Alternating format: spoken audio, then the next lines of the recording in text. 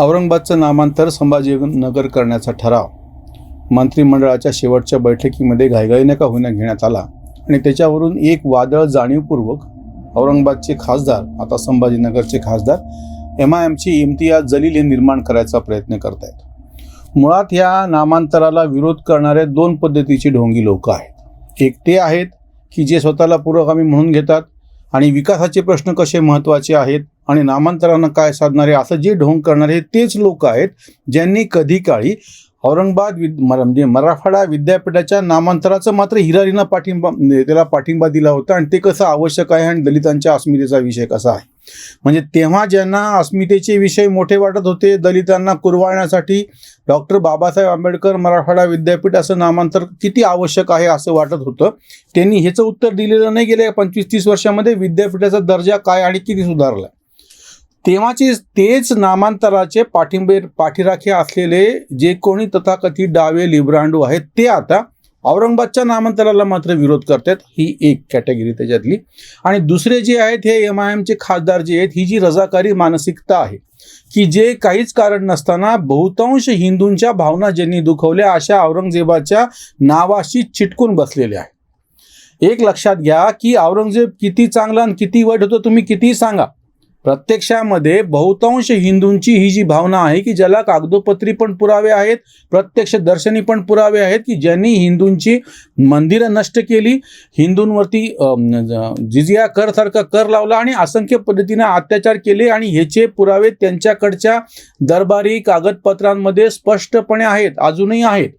दुसरी महत्त्वाची गोष्ट म्हणजे ज्यांना कोणाला असं वाटतंय की हा इतिहास मिटवण्याचा प्रयत्न आहे, इम्तियाज जलील आणि बाकीचे असं सांगतात की इतिहास फार मोठा आहे, मग त्याच्या आधीचा मलिक अंबरचा इतिहास होता, निजामशाहीचा इतिहास होता, मग तो तुम्ही का नाही समोर आणत। म्हणजे हे ढोंगी कसे आहेत माहिती का, जसे ते लोक ढोंगी आहेत की ज्यांनी विद्यापीठाच्या नामांतराला मात्र पाठिंबा दिला होता आणि आता औरंगाबाद शहराच्या नामांतराला विरोध करते, तसेच हे पण ढोंगी आहेत की जे आता असं म्हणतात की तुम्ही इतिहास मिटवणार आहात का। इतिहास काय होता? इतिहास औरंगजेबापासून सुरू होत नाही या शहराचा, त्याच्याही पूर्वी यादवांची राजधानी ही राहिलेली, त्याच्याही पूर्वी राष्ट्रकुटांचं इथं राज्य राहिलेले, त्याच्याही पूर्वी वाकाटक होते, त्याच्याही पूर्वी सातवाहन होते। कुठला इतिहास तुम्ही म्हणणार आहात? जेव्हा तुम्ही म्हणतात की इतिहास मिटवणार आहात का, ज्यांनी इतिहास मिटवला ते असं सांगतात की इतिहास मिटवणार आहात का?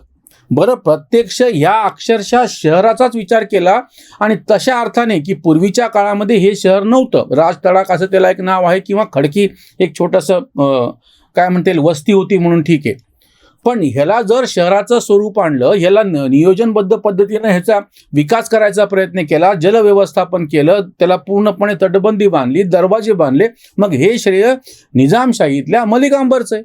मग यांनी अशी का नाही मागणी केली की ह्याला मलिक नगरी नाव द्या म्हणून, मलिक नगर नाव द्या, अंबरनगर नाव द्या म्हणून?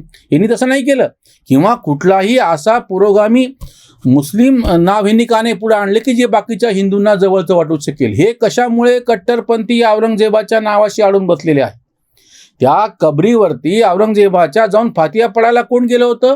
अकबरुद्दीन ओवेसी, MIMचे आमदार हैदराबादचे असलेले, त्या ठिकाणी जाऊन आवर्जून त्या कबरीला त्यांनी भेट दिली आणि त्याचे लगीकडे फोटो सगळीकडे आले। म्हणजे तुम्ही बहुतांश हिंदूंच्या भावना जाणीवपूर्वक दुखाचा प्रयत्न करत आहात। आता जे नामांतर संभाजीनगर म्हणून करण्यात आलेलं आहे त्याच्या पाठीमागे जेव्हा जर तुमची अशी भूमिका असेल की बाबा इथला इतिहास का मिटवत आहेत, तर हे मुळात यांनी जो आधीचा संपन्न असा शेकडो वर्षाचा इतिहास मिटवला त्याच्याबद्दल काही बोलायला तयार नाहीत।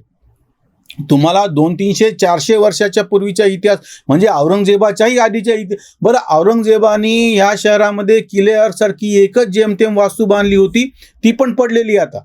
जे काही शिल्लक आहे किंवा तो जो मकबरा आहे तो तेव्हाच नाही, नंतरच्या काळात बांधला गेलेला आहे।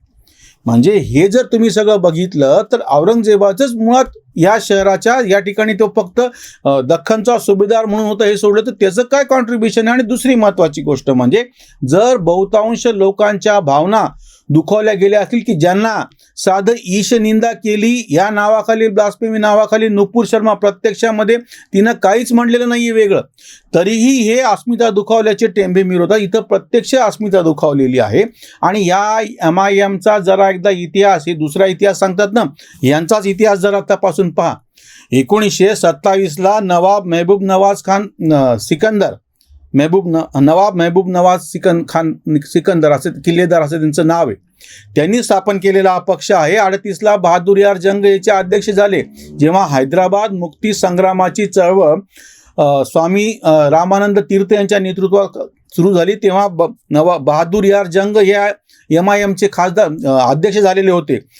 1944ला या नवाब बहादूर यार जंग यांचा अचानक मृत्यू झाला आणि कट्टरपंथी कासिम रिझवींनी ह्या MIMची सगळी सूत्र सांभाळली होती. स्वातंत्र्याच्या नंतर याला शिक्षा झाली. एरोडा तुरुंगामध्ये कासिम रिझवी होता. पाकिस्तानमध्ये पळून जायच्या अटीवरती, म्हणजे स्थलांतर करायच्या अटीवरती त्याची सुटका झाली 57ला. आणि त्यांनी ह्या पक्षाची सगळी सूत्र कुणाच्या हातामध्ये दिली? अब्दुल वहीद ओवेसी. आताचे जे ओवेसी आहेत, अकबरुद्दीन ओवेसी यांचे आजोबा अब्दुल वहीद ओवेसी यांच्या ताब्यामध्ये त्यांनी ती सूत्र दिली.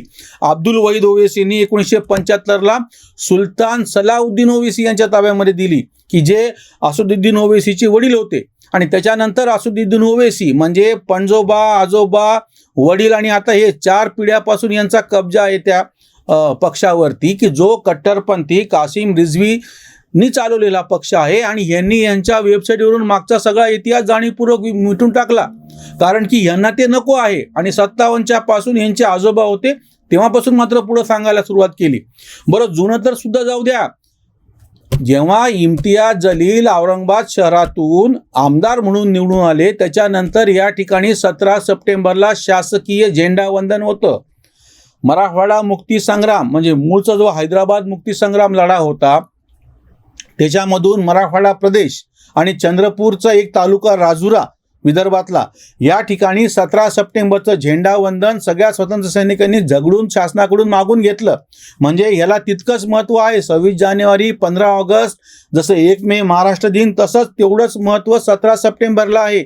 आज तागायत आमदार असताना आणि खासदार असताना कधीही इम्तियाज जलील या झेंडावंदनाला शासकीय झेंडावंदन असून हजर राहिलेले नाहीयेत. म्हणजे ह्यांची ही जी मानसिकता आहे ती तुम्ही लक्षात घ्या. आज मंत्रिमंडळाने घेतलेला निर्णय, आणि तोही त्या मंत्रिमंडळात स्वतः MIM सामील होतं, म्हणजे त्या सरकारमध्ये तुम्हाला पाठिंबा होता. तुम्ही ज्या काँग्रेस बरोबर आहात, ज्या राष्ट्रवादी बरोबर आहात, आणि शिवसेनेच्या उद्धव ठाकरेंच्या नेतृत्वाखालची जी शिवसेना तेव्हाची होती, त्या मंत्रिमंडळाला तुमचा पूर्ण पाठिंबा होता. त्याच मंत्रिमंडळानं घेतलेला हा निर्णय आहे. जर तुम्ही स्वतःला आता नुपूर शर्माच्या बाबतीमध्ये फक्त एक निरीक्षण आदेश नाही, नुसतं निरीक्षण नोंदवल्या गेलेलं आहे, तर हे असं म्हणतायत की सर्वोच्च न्यायालयाचा तुम्ही शब्द कसा पाळला पाहिजे. सर्वोच्च न्यायालयच का, इथे प्रत्यक्ष घटनेने 17 सप्टेंबरचं झेंडावंदन दिलेलं आहे. हे ढोंगे असे आहेत की रस्त्यावरती येऊन ही भाषा करतात. नुपूर शर्माला फाशीची शिक्षा झाली पाहिजे रस्त्यावरती. इम्तियाज जलील यांची भाषा आहे, आज तागायत त्यांच्यावर कारवाई झाली नाही आहे त्यांच्या वक्तव्याच्या बद्दल. आणि हे इम्तियाज जलील असं सांगतात आता अर्वाच्यपणे की माझ्या डेथ सर्टिफिकेटवरती औरंगाबादच नाव असेल, संभाजीनगर नाव असणार नाही. औरंगाबाद कशामुळे पाहिजे तुम्हाला? तुम्ही असं का नाही म्हणले? मी जसा आधी उल्लेख केला त्या पद्धतीने की मलिक अंबर, की ज्यांनी या ठिकाणचं शहराचा जो एक सगळ्यात पहिला विकास आराखडा डेव्हलपमेंट प्लॅन म्हणूयात तो आखला आणि प्रत्यक्षामध्ये आणून दाखवला. जलव्यवस्थापनाची एवढी मोठी सोय केली, अतिशय देखण्या अशा इमारती उभ्या केल्या. त्या मलिक अंबरची कबर त्याच खुलताबादला होती. त्या ठिकाणी अकबरुद्दीन ओवेसी गेले नाहीत, इम्तियाज जलील सुद्धा गेलेले नाहीत. आज तागायत इम्तियाज जलीलचा एकही फोटो नाहीये मलिक अंबरच्या कबरीवरती गेल्याचा.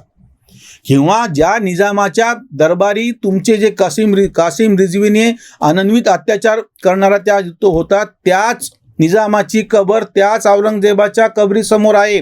तिथं पण जाऊन तुम्ही पाट्या पडला नाही, त्याच कबरीवरती चादर चढवली नाही, फुलाची माळ चढवली नाही, काहीच नाही.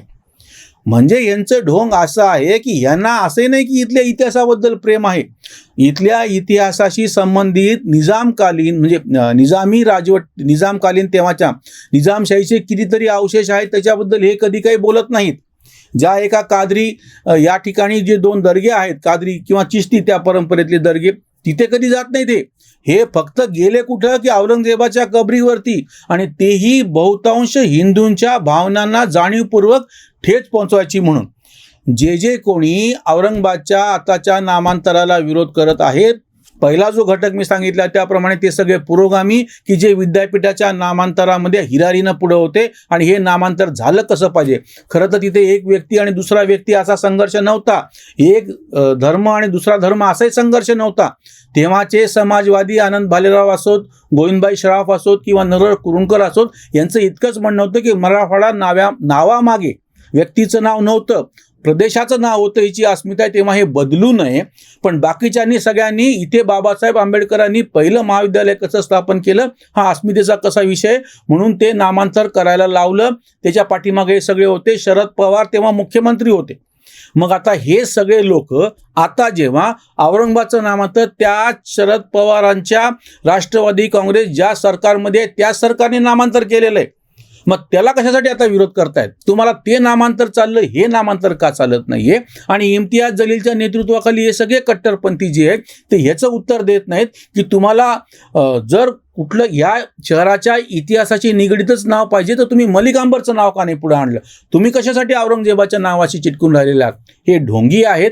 हे जे नामांतर झालेलं आहे, आता जशा उपमुख्यमंत्री देवेंद्र फडणवीस यांनी घोषित केल्याप्रमाणे नवीन मंत्रिमंडळाच्या बैठकीमध्ये त्याच्यातली तांत्रिक प्रक्रिया पूर्ण होऊन ते प्रत्यक्षामध्ये यावं. आणि हा जो कलंक आहे, इथल्या जनतेच्या काळजाला झालेली जी जखम आहे, ती हे नामांतर करून दूर व्हावी इतकीच अपेक्षा. इथेच थांबूयात. धन्यवाद.